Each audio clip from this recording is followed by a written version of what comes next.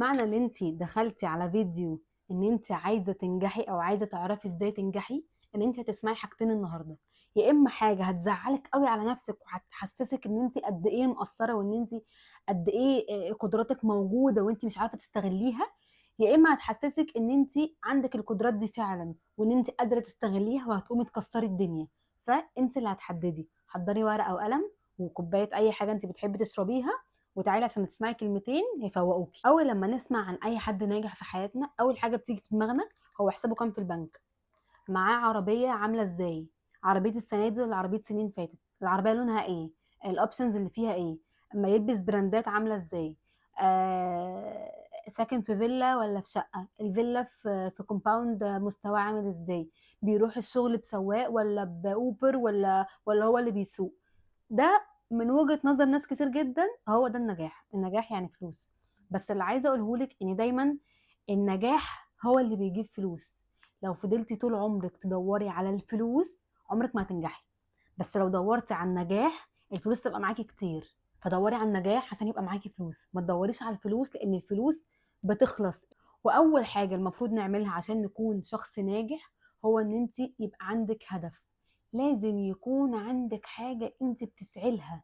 لازم يكون عندك حاجة انت تجري وراها طول الوقت ويكون هدف حقيقي، هدف راضيكي من جواكي، هدف هو ده اللي انا عايزة اوصل له، هو ده اللي انا عايزة احققه، هو ده اللي انا في حياتي لما اوصل له هكون انا من جوايا مبسوطة. وهدف طالع من روحك، مش هدف حد تاني محققه عشان شفت حد ناجح عجبني فانا عايزه ابقى زيه، او عشان شفت حد معين بيعمل حاجه معينه فانا عايزه ابقى شبهه. لا، لازم يكون الحاجة دي بترضيكي انت. لان الظروف اللي مر بيها الشخص التاني مش هي ظروفك. الحياة اللي هو عايشها مش هي الحياة اللي انت عايشاها. فلازم يكون الهدف طالع من جواكي، لازم يكون شبهك، شبه روحك، شبه نفسك، شبه حياتك، شبه دماغك، مش شبه اي حد غير يكون شبهك انت. ما ينفعش طول الوقت افضل اقارن نفسي بالشخص اللي قدامي ده. المقارنة بتموت بالبطيء، هو بجد سلاح بيقتل النفس، بيقتلها. طول ما انا بقارن طول الوقت وطول ما انا عايزه ابقى زي حد او عايزه ابقى زي حد معين في دماغي بيعمل حاجات معينه انا عايزه ابقى شبهه في كل حاجه، انت هتموتي بالبطيء وعمرك ما هتوصلي للحاجه دي. لازم تكوني انت المسؤوله عن الهدف او الحلم بتاعك وطالع من جواكي. فهتجمدي كده وتبقي قد الهدف وتختاري هدف بجد انت عايزاه في حياتك، يا اما هتفضلي طول عمرك مقضيه دور الكومبارس او دور او دور تاني بيساعد البطل ان هو يبقى ناجح في حياته. فهتبقي انت البطله دي، يا اما تتقبلي فكره ان انت طول الوقت هتفضلي كومبارس. في وسط كل ده انت محتاجه تسالي نفسك سؤال: هو انا فاعل ولا رد فاعل؟ وخليني اقول لك ان احنا كلنا في الاول بنبقى رد فعل. لان كلنا في الاول بنشتغل وبنبقى بنكبر او بنحقق هدف صاحب الشركه او صاحب المكتب او صاحب ايا كان الحاجه اللي انا بشتغل فيها اللي باخد منها مرتب. بشتغل 8 9 ساعات وباخد مرتب اخر الشهر عشان ما يكفينيش في الاخر. فده اسمه رد فعل، ان انا بشتغل عشان اكل واشرب وخلاص. فيا اما تفضلي في الدوامه دي طول حياتك، يا اما تحطي نقطه كده وتقولي انا عايزه ابقى فاعل مش عايزه ابقى رد فاعل. فكري نفسك ان انت تشتغلي فتره في مكان معين عشان تجمعي فلوس معينه عشان تبداي ستارت اب في الحاجه اللي انت عايزاها، تبداي في مشروع بقى، تبداي في بيدج اونلاين، تبداي في حاجه انت عايزه تكبريها، في حاجه انت عايزه تعمليها، في سفر انت عايزه تسافريه، ايا كان. بس تكوني محدده وقت معين، انا هشتغل الوقت المعين ده عشان اجمع حاجه معينه عشان اعمل بيها حاجه لنفسي، يبقى عندي هدف. اصل الناس اللي بتحط هدف وتوصل له دول ناس قليله جدا على فكره. يعني انا وانتي واللي هنوصل له واللي هنعمله بعد كده احنا قليلين، احنا لا نتعدى ال 5%. فتختاري ان انت تبقي مختلفه وان انت تنجحي وتحطي هدف وتوصلي له وتبقي من ال 5%، يا اما تبقي عاديه جدا او تبقي الدنيا ماشياكي زي ما هي عايزه وتوصلي بقى للي هي عايزاه ايا كان هو ايه. بس هتبقي انت ما عندكيش حاجه معينه انت عايزه توصلي لها. ومفيش صاحب شغل او صاحب شركه او صاحب ايا كان هيجي يقول لموظف عنده طول الوقت انت ناجح، انت شاطر، انت مفيش زيك، انت الوحيد اللي بتعرف تعمل الحاجه دي، انت واو الطب يا لهوي مفيش غيرك في الشركه. مفيش مدير بيقول كده، ما تبقوش اذكياء. مفيش مدير بيقول كده عشان هو دايما لو فضل يقول لك كده انت هتاخد ثقه في نفسك قوي، انت تاخد ثقه في نفسك جدا وهتحسي اللي هو طب ما انا كويسه، طب ما انا ابدا بقى اعمل حاجه لنفسي، طب ما انا يجي مني حاجه احسن من كده، طب ما اروح شركه اكبر، طب ما اروح شركه احسن، طب ما اسافر بره. فهتبدا الافكار دي تيجي في دماغك، فهو مش عايز ده خالص. هو انت تمام بس برضو محتاج تظبط ده، انت شاطر بس اتاخرت فانا هخصم لك، انت مش عارفه ايه فلا مش عاجبني الشغل ده، لا انت الشغل المفروض يخلص في 10 ايام، فانت هتخلصه في يومين عشان هو ده المفروض تعمله. فهيحسسك دايما ان انت في حاجه ناقصه، في حاجه انت مش عارفه تعمليها، في حاجه انت مقصره فيها. فده طبيعي جدا في اي شغل، لو انت مش عارفه قيمتك محدش هيعرفها لك. ومن هنا لازم اقول لك ان انت لازم تكوني واثقه في قدراتك، يعني لازم تكوني عارفه انت شاطره في ايه ومش شاطره في ايه، تعرفي تعملي ايه حلو جدا مفيش حد بيعرف يظبط الحاجه دي غيرك، ولازم تبقي عارفه ان انت لا مش احسن حاجه في الحاجه دي، عشان لما حد يجي يتكلم معاكي تبقي انت عارفه لا انا بعمل ده صح، انا عارفه ان انا بعمل ده، انا عارفه اني شاطره في ده، انا عارفه ان انا ده عارفه اظبطه، انا مقصره فعلا، انا مقصره فعلا في ده. ما تخليش حد عارف يمسكك من كذا حته وبتروحي معاه فعلا انا غلطانه، فعلا انا مش عارفه، فعلا انا عنده حق، فعلا انا اتاخرت امبارح، ما كانش عندي ظروف، كان عندي ظروف. ده مش مبرر لاي حاجه، انت اللي عارفه قدراتك، مش كلمه هتوديكي وكلمه هتجيبك. دوري طول الوقت، دوري على ابديت في مجالك، دوري على انا بشتغل ايه فايه الاحدث منه، دوري على ممكن اتعرف على ايه جديد في المجال بتاعي، اعملي سيرش، ادخلي على جوجل شات جي بي تي، لان انت طول الوقت انك تفضلي في وظيفه بتشتغلي 8 9 ساعات والمرتب اللي بتاخديه على قد المواصلات وعلى قد اكلك وشربك ولبسك بتاع الشغل وبس كده، ده مش نجاح. فكري في الكلمتين دول تاني. بعد ما فكرتي وحسيتي ان انت فعلا غلطانه وما ينفعش تكوني في الشغل طول الوقت ولازم اخد خطوه، لازم اقول لك هنا دبسي نفسك، دبسي نفسك في حاجه، لان مفيش حد هيجي ينقذك من اللي انت فيه، مفيش حد هيجي يقول لك انا لقيتك خلاص انا لازم انقذك من حياتك ولازم انقذك من الفشل اللي انت فيه ده ولازم انقذك من الحياه الصعبه اللي انت عايشه فيها، فانا هاخدك واحقق لك كل احلامك. ده في اللا لا لاند مفيش حد بيعمل كده. لان هنفترض حتى لو جه الشخص ده وقال لك انا هعمل لك وهسوي لك وهنحقق مع بعض وهنطلع مع سوا الفضاء وهننزل وهنطلع كل حته في الدنيا، وجه الشخص ده خذلك وما حققلكيش اللي انت عايزاه او ما اوفاش بوعوده معاكي، هتحسي بعد كده ان انت كسرتي، هتحسي بضعف قوي، هتحسي ان انت لو كان عندك طاقه 50% فانت بقى عندك طاقه 20%، ومع كل حد بيغزلك هتحسي بكسره وهتحسي بوجع اكتر، وهتحسي ان انت اضعف، وهتحسي ان انت فعلا مش واثقه في نفسك وان انت ما عندكيش القدرات اللي هو كان بيقولك عليها وان انت فعلا ولا حاجه. لازم تعرفي ان انت اللي مسؤوله عن كل حاجه في حياتك، انت اللي مسؤوله عن مشاكلك، وانت اللي مسؤوله عن ظروفك، انت اللي مسؤوله عن الاشخاص اللي انت بتدخليهم حياتك، انت اللي مسؤوله عن اختياراتك حتى لو اختياراتك دي كان غلط، انت اللي مسؤوله عنها. فحلي مشاكلك بنفسك وما تستنيش حد يحلها لك. ولازم تبقي عارفة ان قراراتك من اختيارك، لازم تكون قراراتك بتاعتك، حتى لو القرارات دي غلط لازم تبقى من اختيارك انت اللي مختارة ان انت تعملي كذا، انت اللي مختارة ان انت تعيشي بالطريقة الفلانية، انت اللي مختارة الشخص الفلاني، انت اللي مختارة الحياة الفلانية.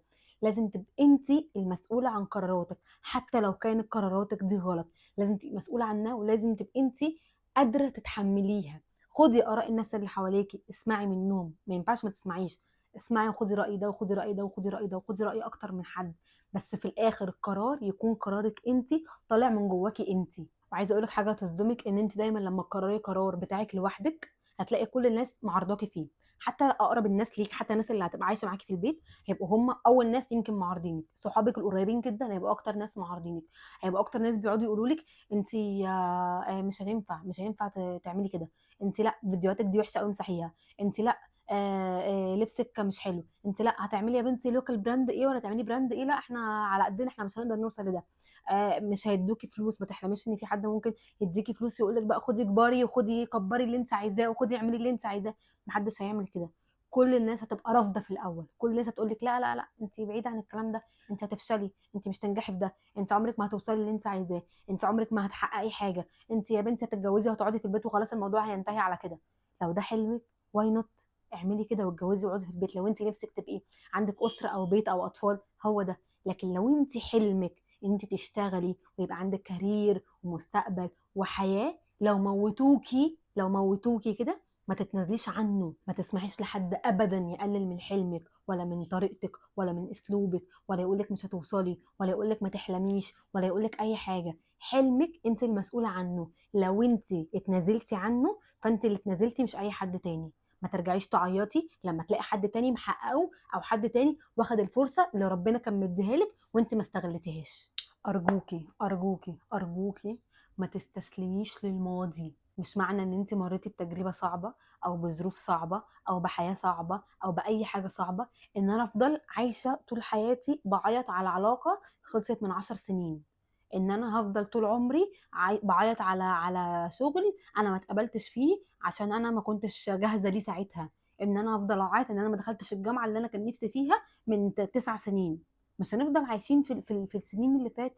خلاص ربنا ادانا فرصه ان احنا نصحى النهارده، فاحنا عندنا فرصه جديده النهارده. لازم يكون عندك حاجه النهارده بتصحي تعمليها، لازم يكون بتصحي من النوم النهارده عشان في حاجه انا كاتباها امبارح انا عايزه احققها النهارده، في هدف انا حاطاه في دماغي انا عايزه اوصل له النهارده. ومهما السنين عدت انا ما بزهقش، مهما السنين عدت ومرت عليا تجارب ومرت عليا حاجات وقعتني وفشل و انا عارفه ان انا هصحى من النوم هحاول النهارده، بدل انا صحيت يبقى ربنا اداني فرصه ان انا اصحى واحاول في الحاجه دي تاني وتالت ورابع ومليون لحد لما اوصل لها. واعرفي ان دايما الحياه الروتينيه والحياه البسيطه والحياه الصغيره اللي انت عايشاها وانت دايما مش عاجباكي، في ناس في المستشفى كل يوم بتتمنى تعيشها.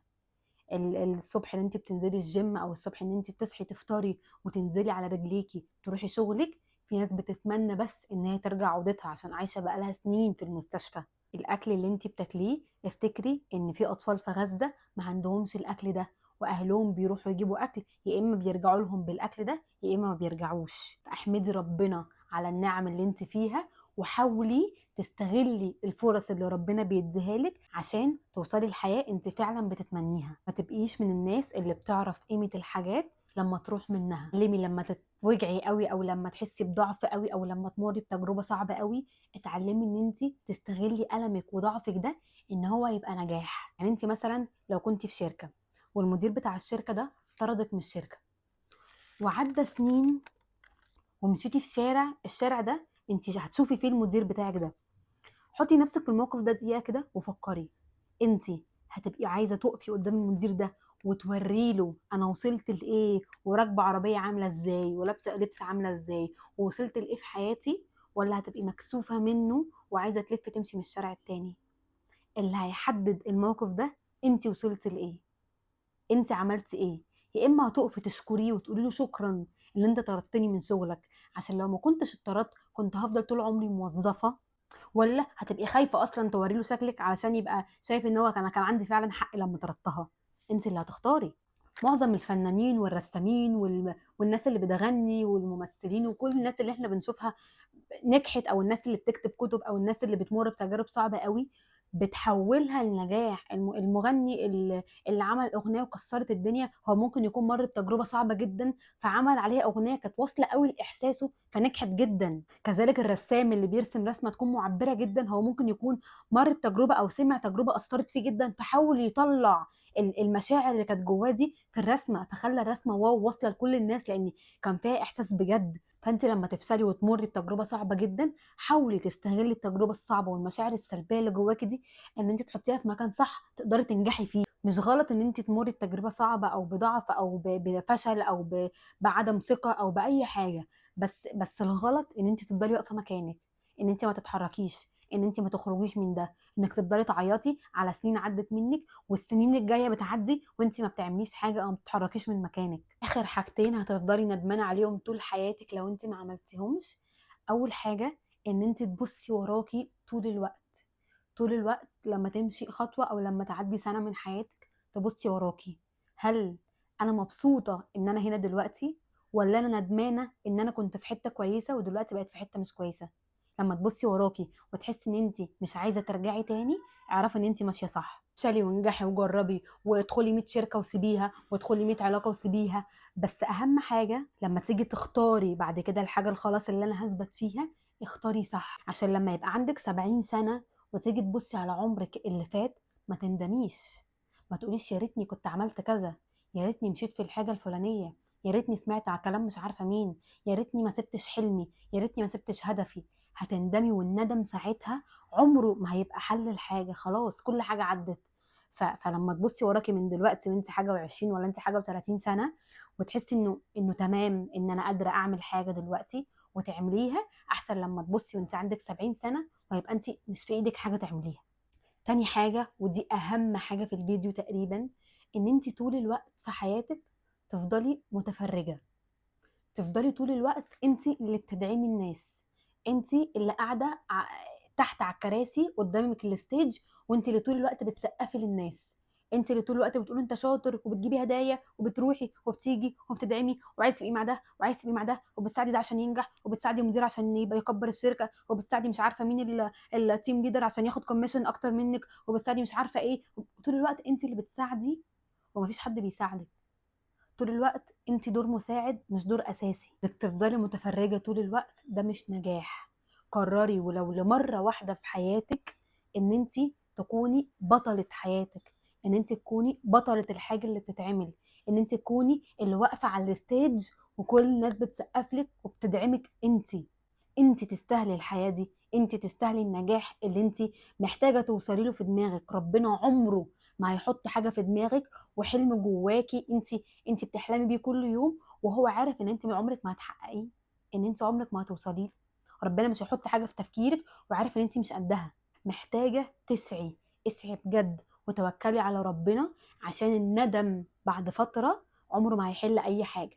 يا رب تكونوا استفدتوا النهارده، وبجد بجد بجد انا متاكده ان حتى لو واحد بس من الفيديو كتب الحاجات اللي احنا قلنا عليها واستفاد منها وفعلا بدأ يحققها، انا هكون مبسوطه جدا. بحبكم قوي، وقولوا لي محتاجين تتكلموا على ايه في الفيديوهات الجايه.